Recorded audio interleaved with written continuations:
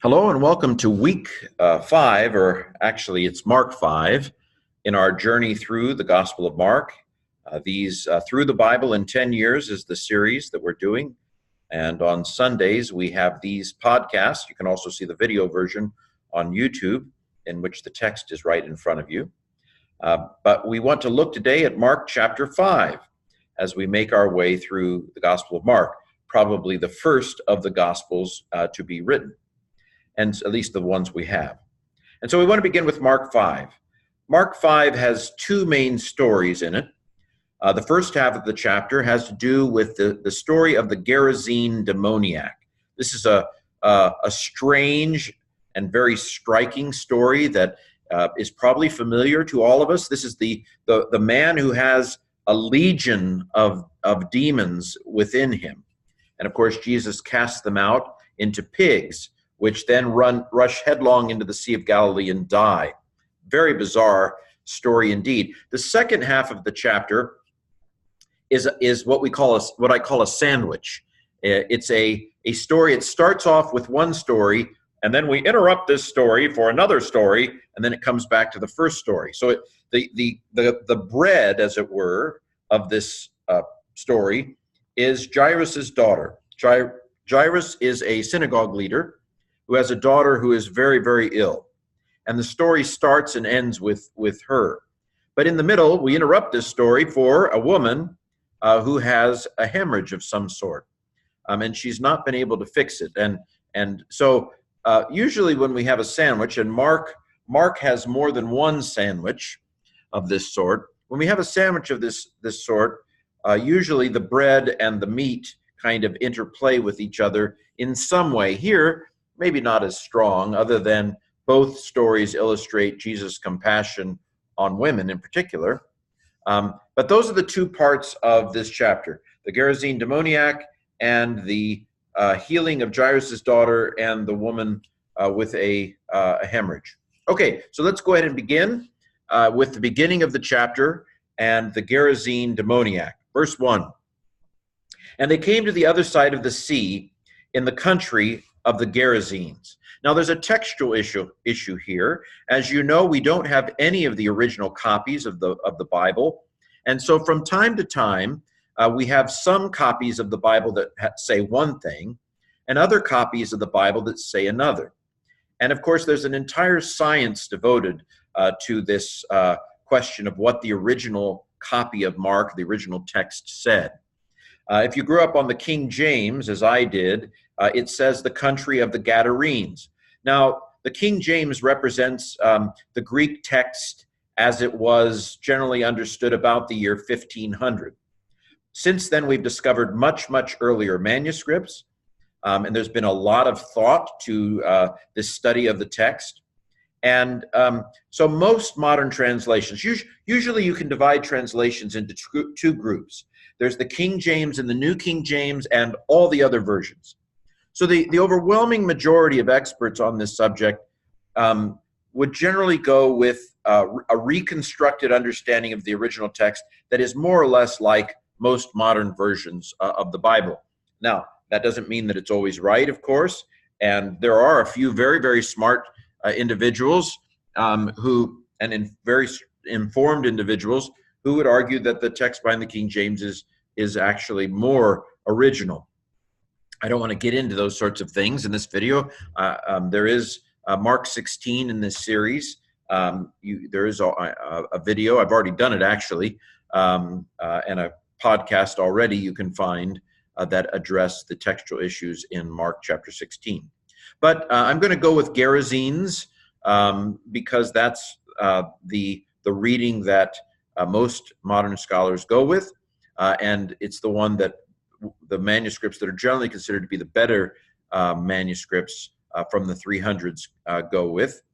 And Gerasene, Gadarene, it's really a question of which village on the eastern side of the Sea of Galilee we're talking about.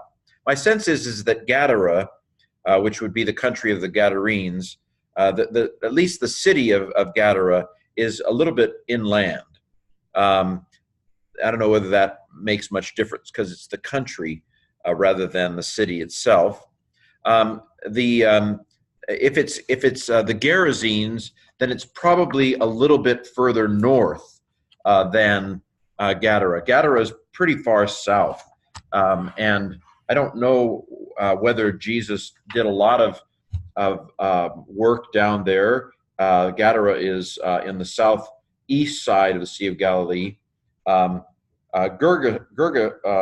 think it's Gergesa, is what is usually thought, and I don't have my best glasses on right now. I think Gergesa is generally thought to be around the place of the Gerasenes, a little further north. And that idea of it being a little bit further, kind of in the middle east of the Sea of Galilee, it seems like a more likely place for this as well. It's not really Jewish country. That's a key thing to keep in mind here. Jesus has more or less left Israel at this point. He is in Gentile country. And we know that he's in Gentile country because there are pigs there. There aren't going to be pigs in Jewish country. This is one of the things archaeologically, you just don't find pig bones archaeologically in the land of Israel. But this is on the eastern side of the Sea of Galilee, and it is basically Gentile country. So Jesus has left the building. And of course, we have in this story a foreshadowing of the fact that the gospel is not just for Jews. The gospel is for non-Jews as well. So Jesus is in the country of the Gerasenes, or possibly the country of the Gadarenes. Verse 2, and when he had gone out from the boat, immediately a man with an unclean spirit met him. He met him from the tombs. This guy is really off the charts unclean. So he's apparently a Gentile. So he's apparently not Israelite. He is demonic. He has a demonic spirit, and so that's definitely unclean. And he's hanging out with dead people, not appropriate. So this guy is triply unclean, as one commentary says. So he's a very unclean man, and this says something about Jesus. That Jesus, he doesn't flinch at this kind of person. I mean, in the parable of the Good Samaritan, the Levite and the priest avoid a man who's not even dead yet because of purity rules, probably. And so here is Jesus. He doesn't flinch at uncleanness as it is understood because he's into saving people. This is the kind of person he saves, the kind of person who is mega marginalized, the kind of person who's been mega knocked off track. This is the person that Jesus especially has come. This guy isn't even the lost sheep of Israel. He's the lost sheep, period. And so this guy comes to Jesus. And this man had his dwelling among the tombs. So he's staying out. This guy is so off the charts unclean. Now, people had tried to get a hold of this person. And no one was able to bind him, not even with chains. So they had tried to put chains on this man, because he had often been bound. Verse 4, he had often been bound with foot chains and wrist chains, and the wrist chains had been torn apart by him, and the foot chains had been broken in pieces. And no one was strong enough to control him. And through every night and day he was crying out among the tombs and on the hills and cutting himself with stones. What a kind of sad figure this person is. Now, I don't know what your theology of spiritual warfare is. Certainly, Christ has died. He has defeated Satan. He has defeated the demonic. The kingdom of God has inaugurated, and so it is beyond dispute that the battle is won. However, I think a lot of us believe that the battle is still raging. It's a done deal. Don't get me wrong. And let's not for a moment think that Satan has any power in comparison to Jesus. But this story no doubt resonates with many parts of the world still today. Not so much in North America, or at least in the United States and Canada. This story doesn't resonate as much. It feels sometimes like Satan has gone underground. In the Screw Tape Letters by C.S. Lewis, Screw Tape suggests that a really nifty strategy is to convince people that Satan doesn't exist. Imagine how much evil you can do when people think you're gone. And this happens in the movies, right? There are plenty of movies where the main character lets people think they're dead so that they can actually be working for victory and for the good while everybody thinks they're out of the picture. But of course, even though the kingdom is inaugurated, it's not done yet. And there are certainly people, I know when I was in Africa, I've certainly heard this of Haiti, that there is a sense of the power of evil that is still very much present. Its power has been defeated, but Satan is still kicking quite a bit, and so that makes this story a story that's relevant to today, even though Christ has died and Satan is defeated. And you hear stories.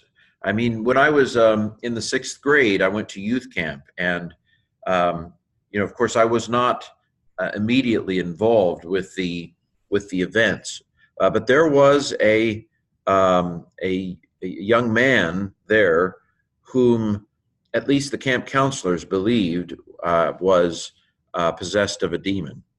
And I remember the last night of that camp. It was quite a striking moment where the counselors were praying earnestly with this young man, and all of the rest of us were, taken into the tabernacle of sorts to pray.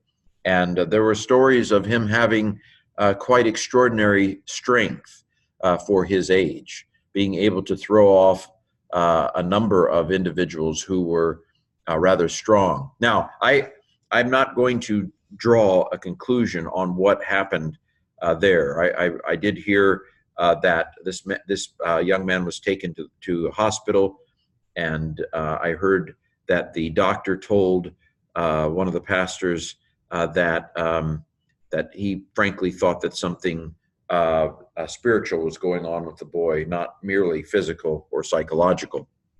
Again, I'm not going to draw a conclusion. Sometimes mental illness is misdiagnosed as spiritual and demonic kinds of things.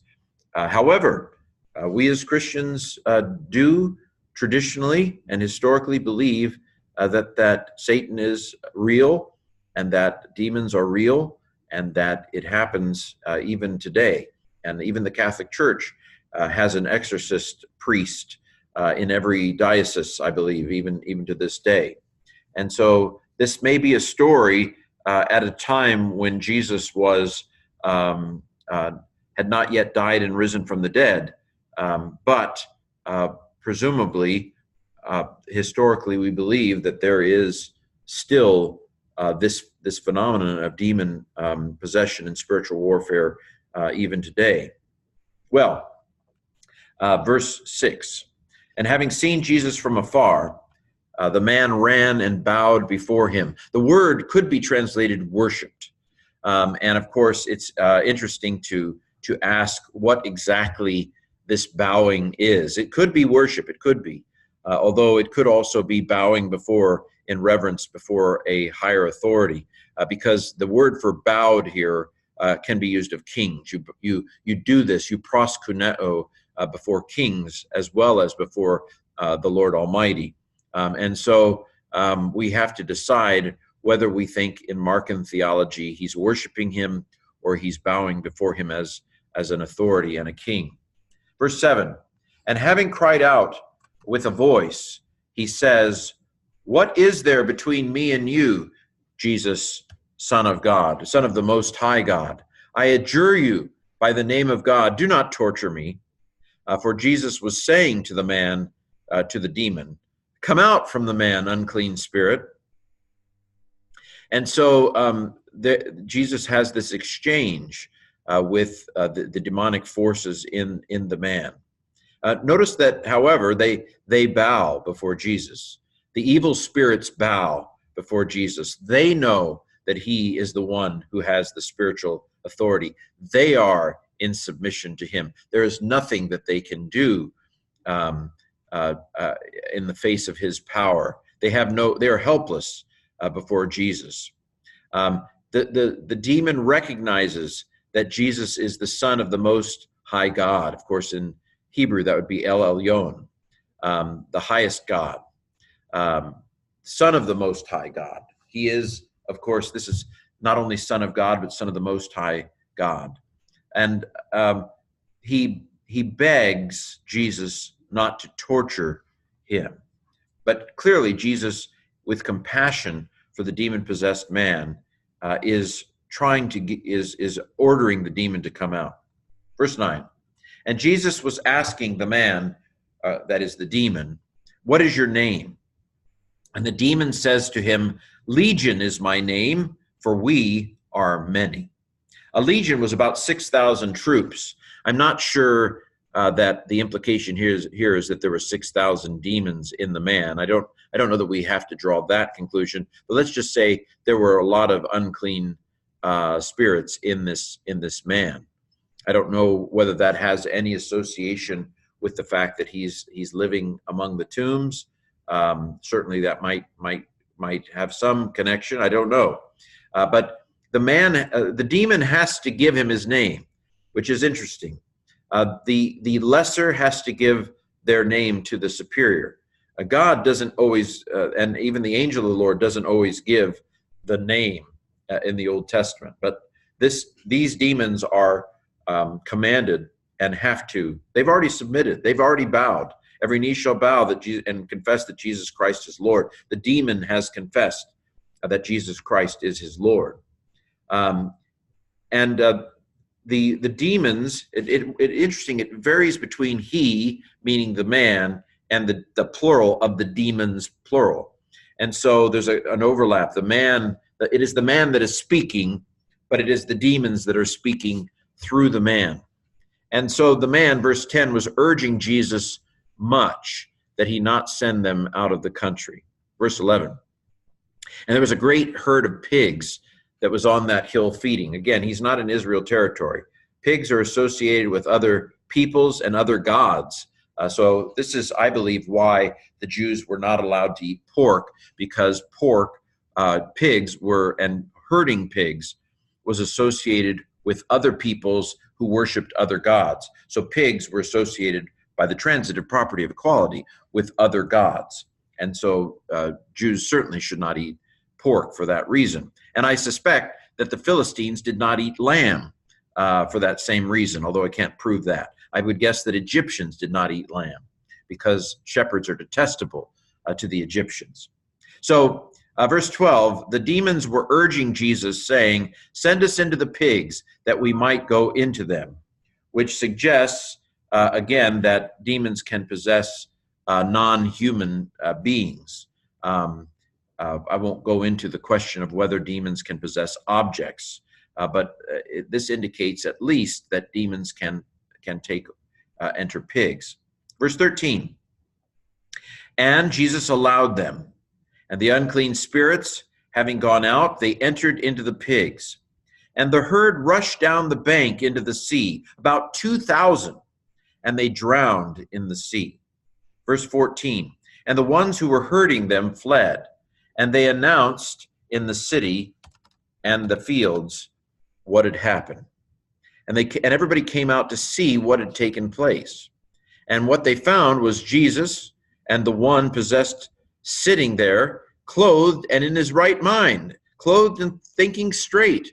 This one who had the legion, and they were afraid, understandably.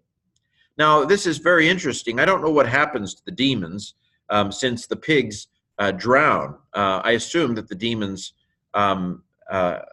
kind of begin to roam, looking for new people to inhabit. But the pigs are gone. And I'm sure that's no great loss from the standpoint of Jesus and the Jews who are with him, although clearly a great monetary loss to the people. This is a staggering loss of livelihood for the people who lived in that particular countryside. But they all come to see Jesus, and they find this man in his right mind, and they're afraid. There's by the way, quite a bit of fear in this chapter. People are afraid when they see something they don't understand, things they can't control, and they would just as well that Jesus leave the country, as we're about to see. Verse 16, and those who'd seen what had happened to the demon-possessed person and to the pigs began to urge Jesus to depart from their regions. This is something they don't understand that really makes them afraid. I mean, at least when the man was demon-possessed, he was in the tombs. They're like, okay, we're just not going to go to the graveyard. We'll let the demon man kind of stay there.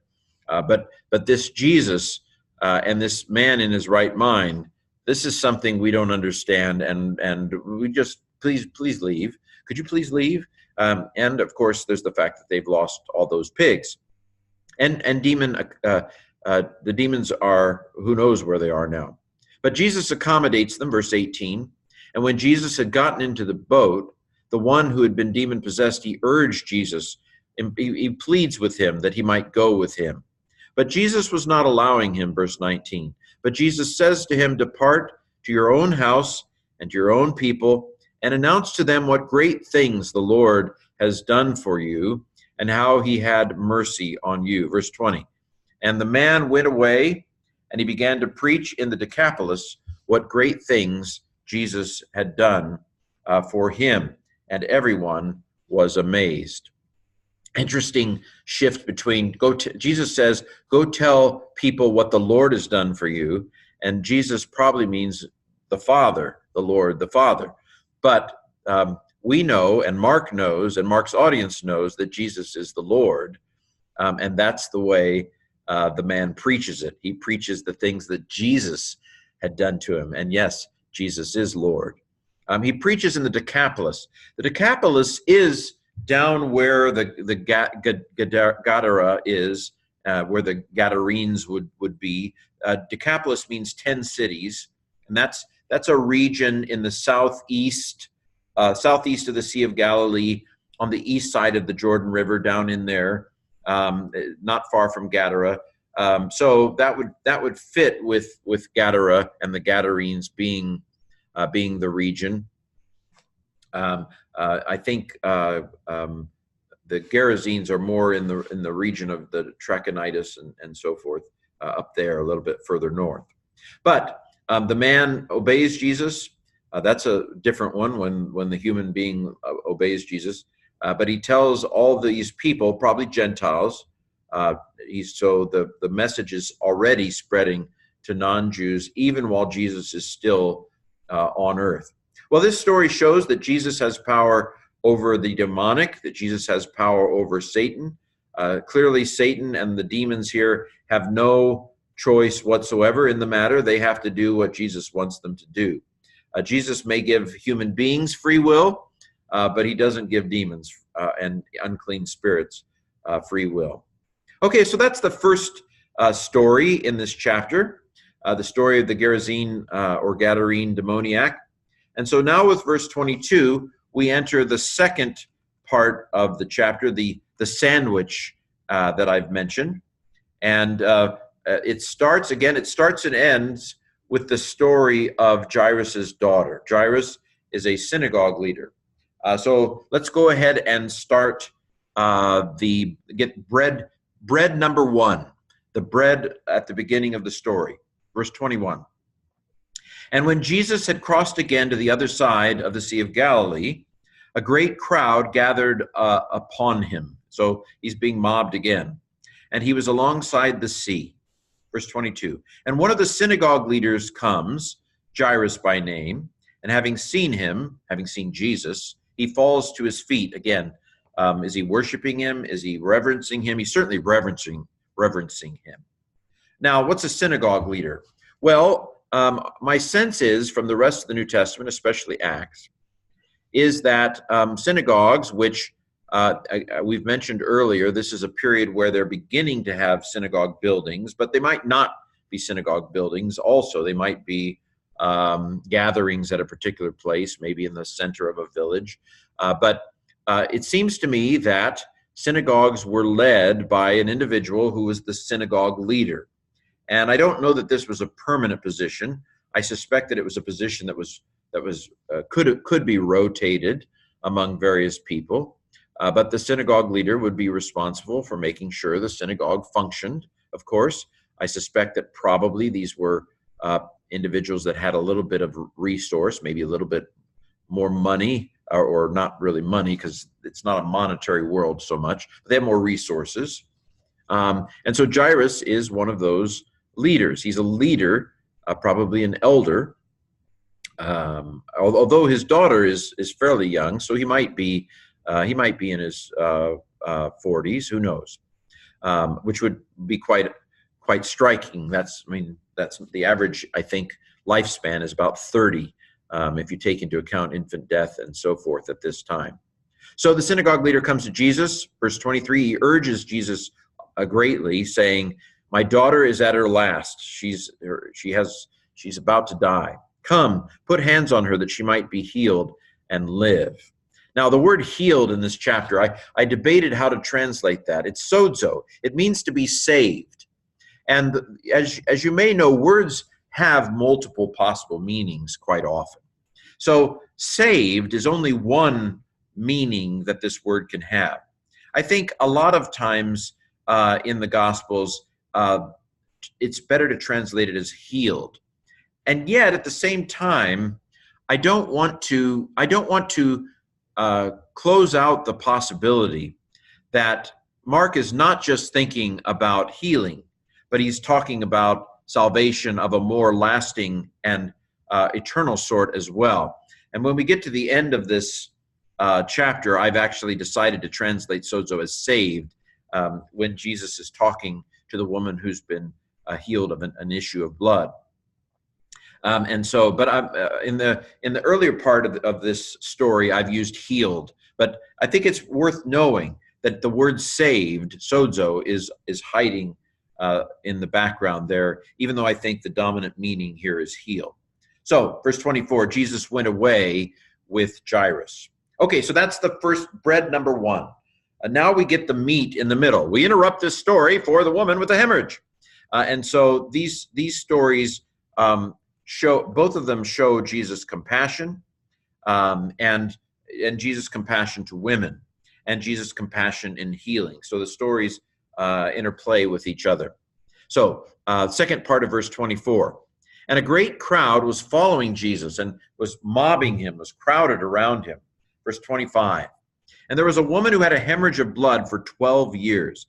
So this woman has been struggling with a bleeding disorder for 12 years, which has I think fairly obviously been the dominant concern of her life. She may be a woman of some means because she has the resources to be able to visit doctors and so forth.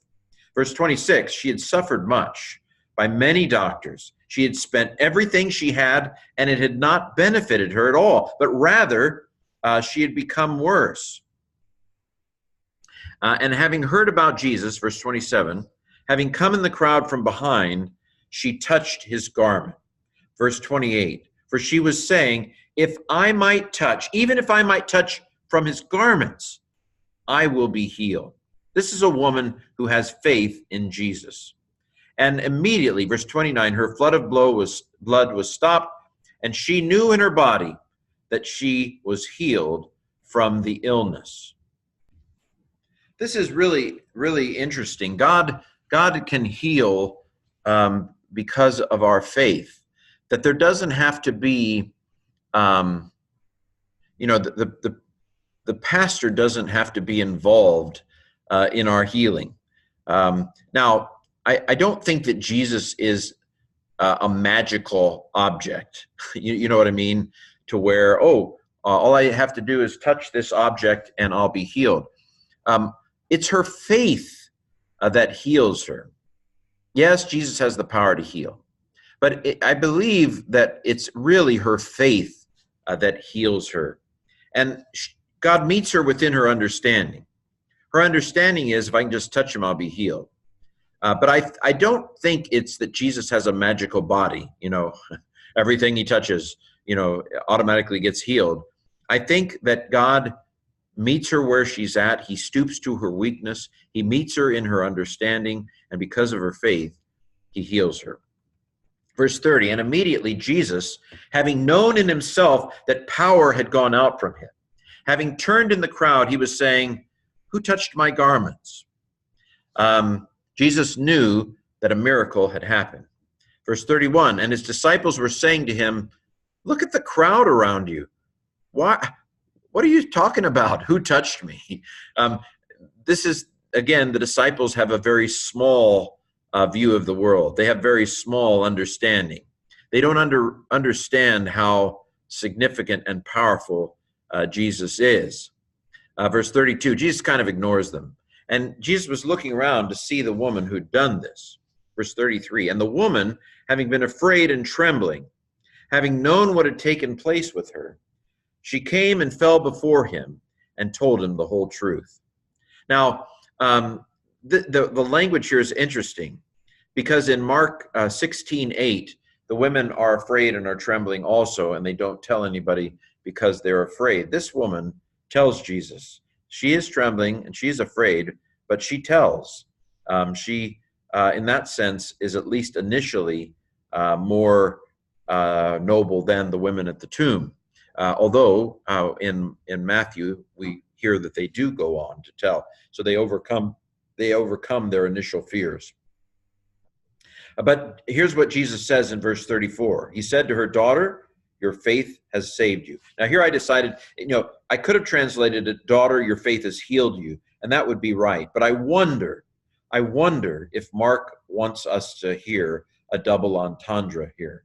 Yes, her faith healed her, but something more significant has happened here than healing. Her faith has saved her. She is now reconciled to God. She is now right with God. She is now part of the kingdom of God that's coming. Daughter, your faith has saved you. Depart in peace and be whole from your illness. So Jesus doesn't begrudge the fact that she's been healed. No, that's not the way Jesus works. Jesus is excited that her faith has healed her. He wants to rejoice with her. He doesn't want to scold her. He doesn't scold her. How dare you touch me and be healed without me weighing in on it? That's not his approach at all. He wants to rejoice with her, and he does, and he imparts peace to her. Okay, so there's the meat. Now we return to the bread number 2. While he was still speaking, verse 35, someone comes from the synagogue leader saying, your daughter has died. Why are you still troubling the teacher? Come on home. So many words. We've got to get ready for her burial. This is interesting. It reminds me a little bit of the story of Lazarus in the Gospel of Luke, where Jesus gets preoccupied, and by the time he gets there, Lazarus has died. And with any other circumstance, that would be the end of the story, right? But not with Jesus. With Jesus, it's not the end of the story. And while he was still speaking, basically, verse 36, Jesus having overheard, another way to translate it is having ignored the one speaking, although I decided to go with overheard. And Jesus, having overheard the one speaking this word, he says to Jairus, to the synagogue leader, don't fear, just be believing. Present imperative. So I think there's a keep believing as I wanted to put in there. And again, this idea of fear. There's a recurrence of fear. The woman with a hemorrhage is afraid, and Jairus might be implied here that he's afraid. But we need not fear. Isn't that one of the messages of this chapter? We need not fear. The people were afraid earlier in this chapter of the man who had been healed. We need not be afraid. We need to have faith. That faith saves us. Faith saved the woman with the hemorrhage. And if Jairus will keep having faith, because believing means to have faith, if Jairus will keep believing, something that he can't possibly anticipate is going to happen. So, verse 37, Jesus did not allow anyone to enter into the house with him except Peter and James and John, the brother of James. These are his 3 his three central pillars of his disciples. It's interesting that John, the brother of James, it's clarified there. I really get the impression that James was the prominent disciple of these two brothers while he was still alive. I've said that earlier. Although we think of John as more prominent because he's the one that lives longer and that may have been responsible for either Revelation or for the Gospel of John. So Jesus comes into the house of the synagogue leader. He sees a big uproar. This is, I think, a typical funeral for this time. And there are certainly parts of the world today where this is the way funerals are. There's a lot of noise. There's a lot of uproar. There's a lot of crying. There's a lot of wailing. There's almost a sense that if we don't make a lot of noise, we don't honor the person who's died. And there's an uproar. There's a lot of crying and wailing. It's chaos. It's a standard kind of not funeral, but event that takes place in this culture, I believe, when someone dies. And this is how they find the house, Peter and James and John and Jesus, when they get there. Verse 39, and having come, he says to them, why are you in an uproar? Why are you crying? The child has not died. The child is sleeping. Verse 40, and having laughed at him, even he himself, having cast out everyone, takes the father of the child and the mother and those with him, and he enters into where the child was. Now, I have to wonder, how can they go from crying to laughing, so quickly? I don't want to draw conclusions that the text doesn't really imply, but I know if I could switch that quickly from crying to laughing, I'm not sure how legitimate my crying would be. Well, I don't want to overread the text here, but clearly the text makes it clear that they think that he's out of his mind. What are you, crazy? She's dead. We know she's dead. And of course, Jesus knows she's dead too. But in a sense, she's only sleeping because death is not the final word, right? So he takes the parents and the inner circle of the family. Verse 41, and having taken hold of the hand of the child, he says to her, Talitha cum, which is interpreted, girl, I say to you, rise. A lot of rising. There's a recurrence of rising language in Mark. I have to think that this is intentional on Mark's side, that there is a rising. When Jesus is around, people rise because Jesus rises from the dead. He speaks Aramaic. By the way, this is one of the interesting features of the Gospel of Mark. This is the first place. Mark gives us more Aramaic words than any of the other Gospels. This is not, by itself, it's not a definitive argument, but I think it's part of a cumulative argument that Mark is the more original Gospel.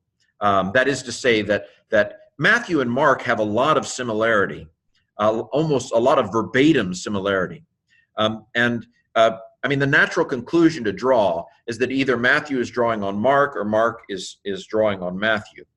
But the roughness of Mark's grammar, Matthew's grammar is nicer, and some of this some of this kind of language, like these Aramaic phrases, I think, and the vast majority of scholars think, tips the scales toward Mark being the first of the Gospels and Matthew to have used Mark.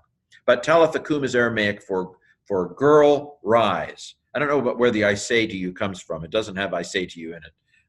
It's girl, rise. Verse 42, and immediately the girl arose and was walking, for she was 12 years old. That's an interesting, I was processing that. I think what it's saying is she's not a baby that can't walk. Maybe that's what it's saying. She's 12 years old. Verse 43, and he was ordering them much that no one know this. And he said for her to be given something to eat. So it's interesting. The girl just gets right up and starts walking. That's really interesting that she does that. I have a acquaintance who ran a really good race, 1500, I think, race, and ran it in a really good time. And then just kind of, it seems like his heart just stopped. They had to do some chest compressions, and he came back. They couldn't find a pulse, or they said there was no pulse. And but when he came back, he immediately sat up and said, "So what was your time?" It's like nothing had happened. That's kind of what looks like this happened to this girl here. She arises and she gets up and starts walking. Of course, the messianic secret, remember this idea, the hush hush, Jesus trying to keep wraps on his identity. Shh, don't tell anybody that I've done this. We see that in verse 43. Jesus orders them much that no one knows this. He tries to keep, of course, it's not working. He's mobbed everywhere he goes. But verse 43 fits in with that kind of hiddenness of Jesus' identity theme that is typical of the Gospel of Mark. Well, that's Mark chapter 5. And so we continue on our way through the Bible in about 10 years, I think it's going to take. So we'll see you next week with Mark chapter 6.